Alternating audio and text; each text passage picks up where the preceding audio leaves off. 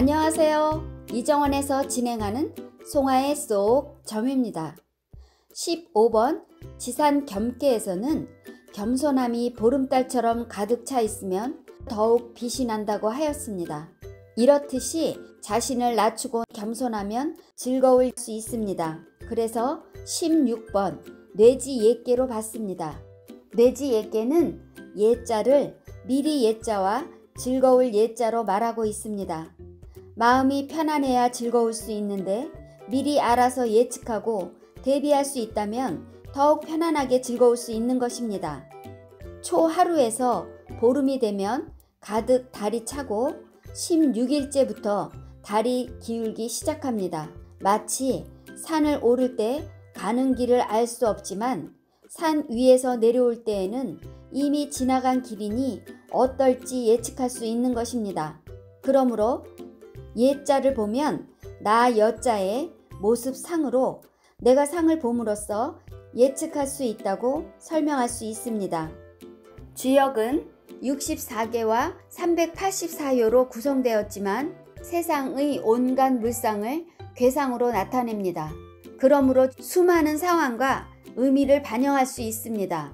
괴는 자연 물상의 모습에서 비롯되었고 그 물상의 특징이나 상징적인 면 그리고 감추어진 이치까지도 괴에 담고 있습니다.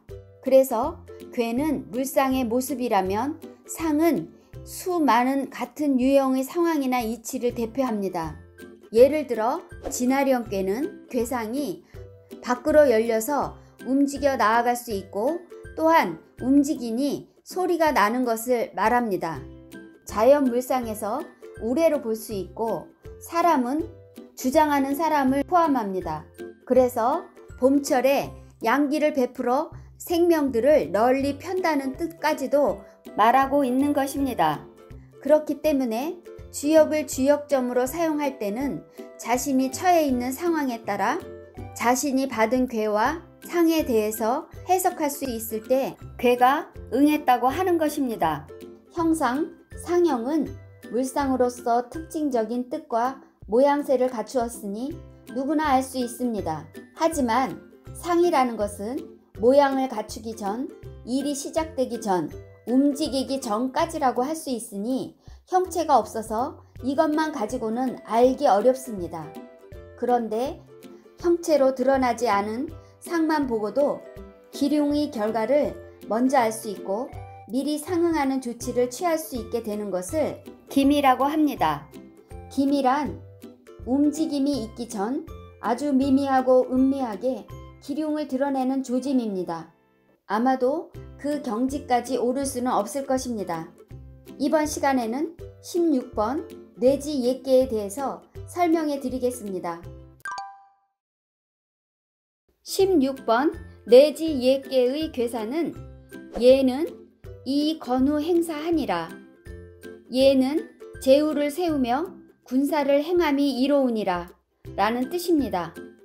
뇌지 옛개는 동지절에 땅속 깊이 잠잠되어 있던 우레가 때를 따라서 봄이 되어 땅 위에 올라온 모습입니다. 우레가 발동하면 땅속의 벌레까지도 깨어나게 하는 경칩이 온 것입니다. 여기에서 이 건후자는 아비의 덕을 계승한 자로서 상괴의 진화련 진괴에서 나왔습니다. 새 봄이 오면 한 해를 이끌고 가는 에너지가 있듯이 선왕의 덕을 계승한 후로서 주장을 세우는 것입니다. 그렇기 때문에 진괴는 만물을 이끄는 주체로서 진방에서 모든 생명체가 만물을 주재하는 제를 따라 나오는 것입니다. 행사에서 군사 사자는 학계인 곤계에서 비롯됩니다. 곤계의 괴상이 음효가 많으니 많은 사람, 즉 백성이나 군사를 뜻합니다. 상계의 진계는 절제할 수 있도록 강한도를 펼치고 학계의 곤계는 더불어 힘을 보태고 순종하며 따르는 것입니다. 단전에서 강이 응해서 뜻이 행해지고 순으로서 움직이는 것이 예라 하였습니다. 그러므로 예의 때와 의미는 참으로 크도다 라고 하는 것입니다. 뇌지 옛개는 즐거움의 마음을 빼앗기면서 빠져들 수 있으므로 강함으로 마음의 심지를 세우고 순하게 따라감으로써 경계할 수 있으니 미리 예방하고 방지하려는데 그 뜻이 있습니다. 상왈 뇌출 지분이 예니 선왕이 이하야 자각 숭덕하야 은천지 상제하야 입에 조고하니라. 상에 가로되 우레가 땅에서 나와 떨침이 예니 선왕이 이로써 음악을 짓고 덕을 숭상하여 성대히 상제께 천신하며 조상으로서 배하느니라 라는 뜻입니다. 뇌지 예께의 복희씨의 괴상이 상께는 진께 의뢰이고 하께의 곤께는 땅입니다. 뇌출 지분은 우레가 땅속에서 나와 우르르 소리내 떨치며 위로 오르는 모양새입니다. 우레는 동지에 땅속 깊이 일양으로 시생하여 잠장되었다가 땅 위에 오르며 소리 내는 것입니다. 이렇듯 우레가 땅속에서 떨쳐나와 소리 내는 것이 예입니다. 겨울이 되면 땅속 깊이 한 점 씨앗을 감추고 잘 보관하다가 봄이 되면 씨앗이 열리고 싹이 땅 위로 나오니 생명활동을 하는 의미로도 말할 수 있습니다. 선왕이 이하야 라는 것은 먼저 왕이 된 사람으로서 제도를 만들고 기틀을 마련한 선대의 왕이라는 의미입니다. 자각 숭덕하야는 음악을 짓고 덕을 높여서인데 옛사람들은 우레소리로서 예악을 지었습니다. 예는 마음안을 반드시 하고 적절히 절제하도록 하는 것입니다. 우레소리가 진동하면 마음속으로 자신의 과오를 헤아리게 됩니다. 악은 마음 밖으로 내는 소리로서 사람의 선한 본성을 향해서 더욱 선하도록 하기 위함입니다. 그러므로 우레소리를 본떠서 음악을 지은 것입니다. 은천지 상제하야는 하늘에 성대한 제사를 올리는 것을 말합니다. 이러한 큰 제사에는 반드시 예악으로서 만물의 근원을 주재하는 신을 기쁘게 하는 것입니다. 상제는 제출 호진에서 나오는 글씨인데 이 제자를 만물의 시조로 보고 있습니다. 은천지 상제로서 만물을 주재하는 신을 기쁘게 하였다면 그 다음에는 자신의 조상을 배양하는 것입니다. 입의 조고는 각 집안 조상의 봉제사를 의미합니다. 그래서 제사를 올릴 때나 손님을 접대할 때 반드시 예악으로서 예우를 갖추는 것입니다. 주역에서 때 시자를 12개의 궤에서 설명합니다. 4개의 궤 속에 있는 시의는 때의 의미에 대한 중요성을 설명하고 있습니다.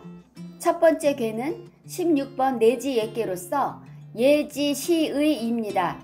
두 번째 궤는 17번 택내수 궤로서 수시 지의입니다. 세 번째 궤는 33번 천산 둔궤로서 둔지 시의입니다. 네 번째 궤는 44번 천풍 국궤로 구지 시의로 설명하고 있습니다. 또한 세 개의 궤 속에 있는 시용은 때에 맞게 써야 할 중요성을 설명하고 있습니다. 첫 번째 궤는 29번 중수감궤로 험지 시용이며 두 번째 궤는 38번 화택규궤로 규지 시용이며 세 번째 궤는 39번 수산건궤로 건지 시용으로 설명하고 있습니다.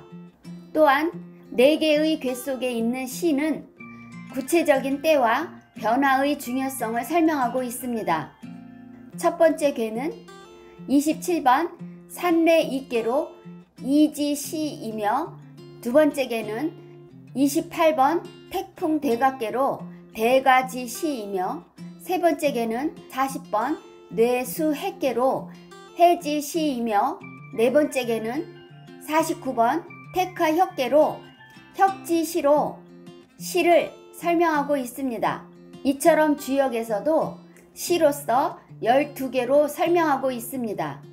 이것은 하루에 12시즌과 1년에 12개월도 그 숫자로서 설명하고 있습니다. 여러분, 송아의 쏙점은 여기까지입니다.